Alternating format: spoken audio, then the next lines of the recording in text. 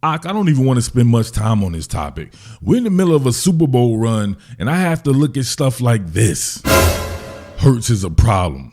Trade him. And after asking this goofball why he was punting on the season, he replies, not punting, just stating the obvious that Hurts is the weak point on the team.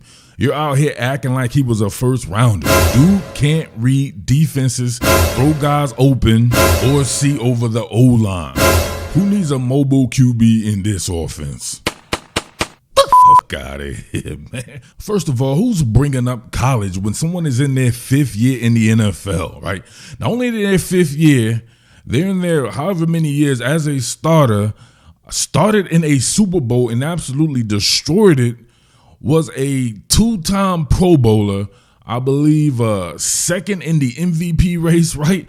Come on, man. And who brings up the round someone was drafted in, right? Like I told this clown, which round were you drafted in? You're going to downgrade somebody because they weren't a first-round pick in a sport that we all played, and 99.9% of us, right, who are you listening to this, and right, and me included, didn't make the NFL? You have to be a first-rounder to read defenses? Is Tom Brady, was he a first rounder? I mean, we can go on and on people who went. This shit is so stupid, man. Come on, man. What are we doing here? He can't read defenses, but he's in a playoff game coming up with gems like this. He clearly read this defense, right? This man saw that they zeroed it out. Zeroed it out on the back end. There's no coverage on the back end. There's no 2 high, 1 high, anything like that.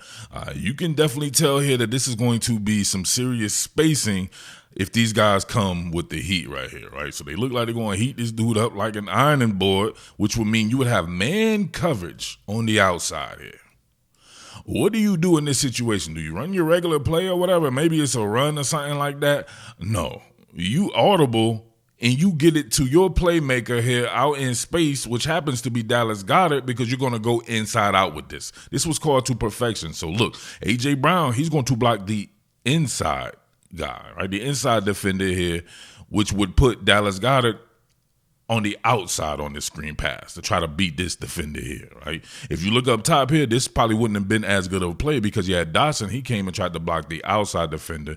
You throw it to thin diesel Devontae Smith right here, and it's probably not, you know what I mean? He's going to probably have to try to turn back inside. Then you have that pursuit. But if you can get it to the outside, you get it away from the pursuit, and you see what happens. But he can't read defenses. Look at him. He saw this, audibled up out of this bad boy, adjusted the protection and everything, and had to get that bad boy out extremely hot. Look at this. Jocko got that bad boy out, and then look, if he can beat this bang, bang, bang, come on, man. Come on, man. We might have to do it. I might have to do it today. I don't want to have to do it to him, but I may have to. Once again, look at this right here. You can see this right here. Look, this was all out heat. All out heat right here. He have it adjusted up to where Saquon Barkley is going to meet in the middle right here on the linebacker for protection here, and everyone else is singled up, and there's no way you're going to be able to get to this if it's thrown extremely hot. If you're that inside defender there, AJ gets just enough of him, then there's one-on-one with Dallas Goedert and a little ass cornerback, and we get bang. Look at that right there. And bing. And then one more time, bing. Yeah, I got to do it to him. Look at this right here. This might be the debut of my new single that's going to climb the charts super quick right here. Check this out. Bang right there. So he was air napping right there. So somnambulism kicked in. All right, so he's running from muscle memory. Then one more time, bink right there. Right. So he woke back up actually right there, and then bink one more time for his troubles. He went back to sleep and was running from muscle memory. Right. So here we go. The debut of my new number 1 hit. I can't feel my face. I'm a zombie. Ow. I can't feel my face, I've been run through. I'm a zombie. I'm a zombie. He sleep. Can't read defenses, but he's able to rapidly decipher where to go with this. And if we're talking about initially with a 2-high shell, then he sees one of the safeties have to get one of his inside receivers here on this 3-by-1. Where's the void going to come? Where's the open guy going to come? And this is on a rollout. Let's let it run right here, right? Front facing play action fake. sprint out, and then look, Jakob, able to get a huge gainer right there and flip the field to Thin Diesel, right? You know what? If it's to A.J. Brown, right, then he's the greatest player of all time, right? If he throws it to anyone but A.J. Brown, and then it's a problem. Think about that. Even on touchdown plays, I've had several people on touchdown plays where it goes to someone else. They say, why didn't you throw it to A.J.? Seriously. This is what we're reduced to with this fan base here. It's crazy to me. Now look at this right here. Xavier McKinney immediately gets on the tight slot. So think about that. So that takes away one of your safeties. He's in man coverage here. Brown running an out route. So where's the void going to be? Dallas Goedert stayed in along with Saquon Barkley here for pretty much max protection. So you get a dig route coming. Who's going to be able to guard that? Because they still have to have somebody back here because they don't know exactly what's going to be going on. You still have to run that, right? You're going to have to run that single. He's going to have to work naked, put it that way there. Pushes him off. Then look at in the middle of the field right here, completely wide open. But he can't read defenses, man. You know what I mean? Never mind the fact that he has a 2-to-1 touchdown to interception ratio for his entire career, and you add that in with like 50 more rushing touchdowns, he can't read defenses because he was a second-round pick. A second-round pick out of probably how many people that wanted to be in the NFL just in that particular draft? Yeah. Crazy, man. Now, remember, when I'm behind this microphone, I'm neutral. That's the main reason why it took so long for me to cover my actual team, the Philadelphia Eagles, because I would rather cover other people's teams and cover teams in general because I want to be taken serious as a professional and for people to know that my word is bond. I'm not saying it because I'm biased. So that cuts that out if you're not covering your own team. So, and in saying that, I'm still neutral.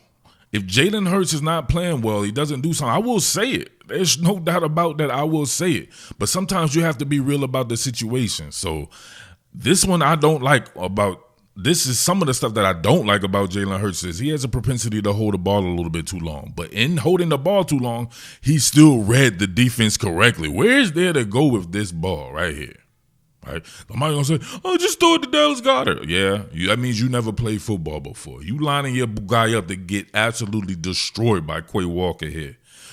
He don't just dump the ball anywhere, right? He would get, look at that. He was seeing it coming right there. He would have got smoked, might have fumbled or anything like that.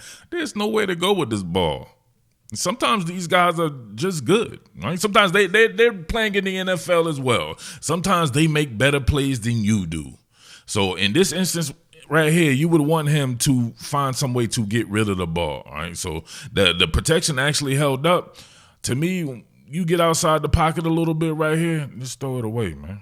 Just throw it away. He's looking to make a play, right? You know why?